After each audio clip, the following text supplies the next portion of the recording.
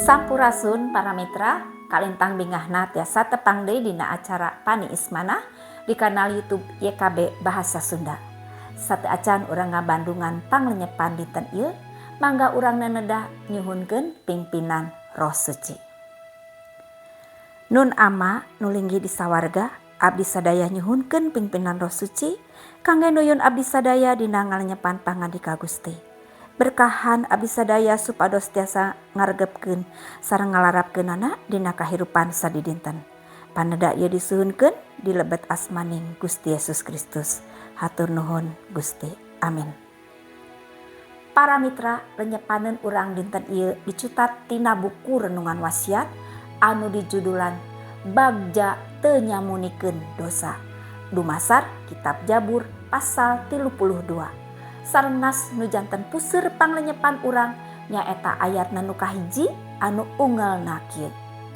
Bagja jalma anu dihampura dosana, anu diampun kasalahanana. Para mitra, aya carios kieu. Carogena ibu aya teh ngabohong ka istrina nalika ngawaler patarosan, kunaon euih kantor teh wengi-wengi teuing Pak.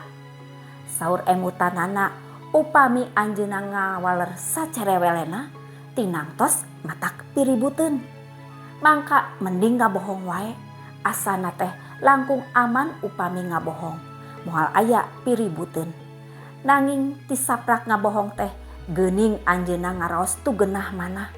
Anjeunna rumaos lepat sareng hariwang kabohonganana bakal kabitur, bakal kabongkar. Hal kitu teh matak manahna guligah, manahna henteu tentrem. Para mitra, kecap bagja teh mihartos kauntungan, kasenangan, teu nalangsa, asa diberkahan, luhur sareng nanjung darajat. Dina kitab Jabur pasal 32, kabagjaan nu ngagurit Jabur teh pukarana dihampura dosana sareng diampun kasalahanana. Dihampura atanapi dihapunten, mihartos dosana dijungjung, dipanggul, ditanggal ku Gusti Allah. Dosa urang ditanggal ku Gusti Allah, janten kalepatan urang oge diampun ku Gusti Allah. Eta panghapura teh dipaparin ku Gusti Allah kajalmi nu ngangkeun dosana kalayan jujur sareng teu nyamunikeun, teu nyumputkeun dosa dipayuneun Gusti Allah.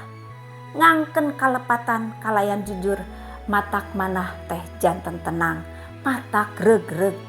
Sabalikna nyumputkeun atanapi nyamunikeun kalepatan, matak hirup teh asa teu tenang, teu tentrem sareng teras diuudag ku rasa salah. Tungtung nama jalmi tetep baris ditungtut sangkan tanggal waler kana sagala dosana. Para mitra, paripaosna sabuni-buni tarasi, sabuni-buni nu boga dosa, awal akhir tangtu kabitur. Sakumaha pinter manusa ngabohong sareng nyumputkeun dosana, akhirna mah kabitur oge. Kungangkeun dosa sareng kalepatan urang, mangka urang baris ngaraos bagja. Upami urang ngangkeun dosa urang, mangka Gusti baris ngahapunten urang. Tah para mitra, eta teh sumber kabagjaan nu sajati. Mangga urang neneda. Kapangersa anjeun Allah Rama di lebet Gusti Yesus Kristus, hatur nuhun kangge panglenyepan danget ieu. Patali sikap hirup anu kedah wantun sareng kersa ngangkeun kana sagala dosa sareng kalepatan.